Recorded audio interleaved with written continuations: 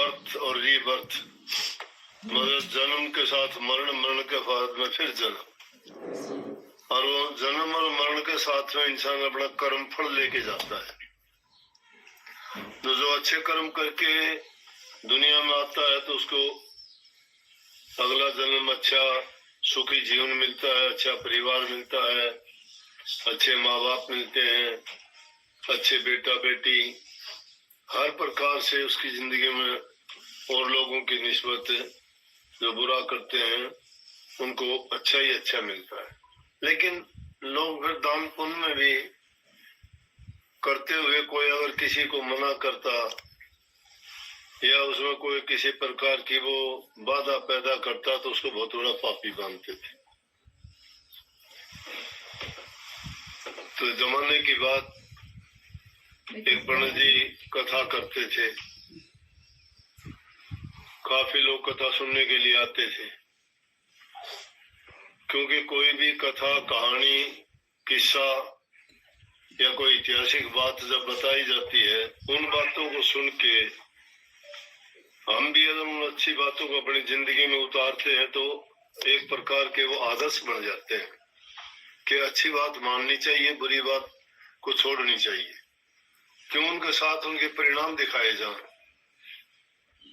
अच्छी बात का परिणाम जब दिखाया जाए तो इंसान सोचता है अच्छे कर्म करने के कारण देखो उसका अच्छा टाइम बीता, बुरे कर्म के कारण कहते हैं कि देखो इसको अपना कर्म भोगना पड़ा। और फिर दान पुण्य की महिमा तो इतनी मानते हैं कि जो बढ़िया दान करता है तो कहते हैं मरने के बाद जब हमारी रूह जाती है तो एक नदी आती है, उसका नाम से बैतरणी नदी। संतों की वाणी में भी ये कही गई, इस पार उस पार, कि सतगुरु मुझे उस पार लगाना, परमात्मा मुझे इस दुनियादारी से दूर ले जाना। इस पार का मतलब है संसार, उस पार का मतलब है दुनियादारी से अलग जुदा। तो कहते हैं जब उस बैतरणी नदी से पार हो जाता है तो जीव का उद्धार कल्याण हो जाता है। तो रोजाना पंडित कथा करता, लोग सुनने के लिए बहुत आते। तो जो आदमी एक तो नासमझी के कारण जवान उम्र में बहुत कम लोग सत्संग की, कथा की, इनको सुनने में रुचि नहीं रखते, जवान आदमी भी नहीं रखते, कईयों की प्रकृति होती है। लेकिन जो थोड़े से उम्रदराज हो जाते हैं वो जानते हैं इस महिमा को,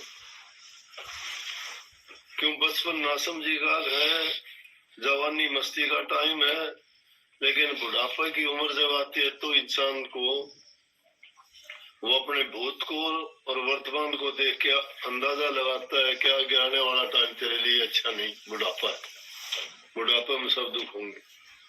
फिर वो इस ओर ध्यान चला जाता है, दुनियादारी की तरफ से उसका मोह भंग होना शुरू हो जाता है, घर से, परिवार से, धन से, दौलत से, या जिन चीजों को वो पूरी जिंदगी इकट्ठा करने में लगा रहता है, आखिरी टाइम में कहता है मेरे क्या काम आएंगे। मुझे भी कई ऐसे सत्संगी माता बहन मिली, वो मेरे को चैन देने लगी। मैं बोला मुझे क्यों दे रही होगी कि मेरे किस काम किया। सोचा मैं एक टाइम था, जवानी का टाइम हुआ, इतने किसी चाव के साथ ही चैन बढ़वाई हो कि जब इसको चाव था कि मैं चैन पहन, सोना पहन के मुझे अच्छा लगेगा। आज मैं देखो जब दुनियादारी से इसका मोह भंग हो रहा है तो इन सब चीजों को लगाव छूट गया। कहती मैंने दे दी, कुछ लड़कियों को दे दी, कुछ लड़कों को दे दिया, मेरे पास जो था मैं क्या करूंगी इनका, मेरे किस काम की। मेरा कहने का मतलब ये है कि इंसान को ये समझ आ गई कि जिन चीजों के लिए तू जिंदगी में इतने उल्टे सीधे कर्म करता था वो अब तेरे काम के नहीं रहेंगे, साथ नहीं जाएंगे। तो इसलिए कोई ना कोई नेक काम कर। कथा और सत्संग इंसान के जीवन को बदल देते हैं। जो इंसान चित्त लगा के उनको सुनता है और उस पर चलता है, उसका ये जन्म भी सुखी हो जाता है। वो सुखी क्यों हो जाता है? वो उल्टे सीधे कामों से मन हटा लेगा। कि भाई जब उन लोगों ने ऐसा किया, उनको कुछ नहीं मिला तो हमें क्या मिलेगा। कथा सुनते सुनते 6-7 दिन में पंडित जी ने कथा पूरी करनी थी। तो जब रोजाना सुनने के लिए लोग आते थे तो अब जो कथा करते उनका तो पेशा था, पेट के लिए रोटी तो चाहिए ना, तो रोटी चाहिए तो उसके बदले में लोग खुश होके अपनी तरफ से कोई ना कोई दान स्वरूप चीज देते, भेंट देते। जब कथा पूरी होने को आई, अगले दिन घोषणा कर दी कि भाई कल को कथा पूरी हो जाएगी, भोग पड़ेगा, जिसने जो कुछ दान पुण्य करना हो वो कल कर देना, परसों में चला जाऊंगा। यथाशक्ति जो लोग जाया करते सोच लेते हैं कि भाई इतने दिन इसने बेचारे ने किया है, चलो मैं भी दे दूं।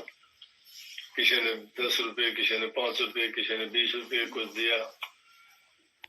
एक अमीर साहूकार की पत्नी थी, उसका मन था कि मैं दान करूं। आदमियों की निस्बत ये माता बहन है, ये दान पुण्य में ज्यादा रुचि रखती है, इंसान इतना नहीं समझता। तो उसने सोचा दान तो मैं करूं, लेकिन कैसे करूं, घरवाला बहुत कंजूस है, और उसको अगर पता लग गया कि मैंने क्या दिया है तो झगड़ा करेगा, मुसीबत पैदा कर देगा, जीने नहीं देगा, तानेबाजी करेगा, रोजाना बुरा भला कहेगा। कैसे करो, चालाकी करी उसके घरवाले की भी नजर थी, क्यों जानता था ये इस प्रकार के दिल वाले है, जरूर कुछ ना कुछ देगी पंडित जी को। उसने बड़ी चालाकी से सुनार के पास गई और कहने लगी एक चांदी की गाय बना दे। चांदी की गाय बनवा ली, चांदी की गाय बनवा के घर में ला के मिट्टी बना के उसके ऊपर से मिट्टी लपेट दी और सुखा ली धूप में, देखने में वो लगे मिट्टी की। तो जब अगले दिन जाने लगी, शेठ साथ गया कि देखूंगा क्या देगी, दान में क्या देगी। और बोला ठीक है। वो जब सारे चले गए,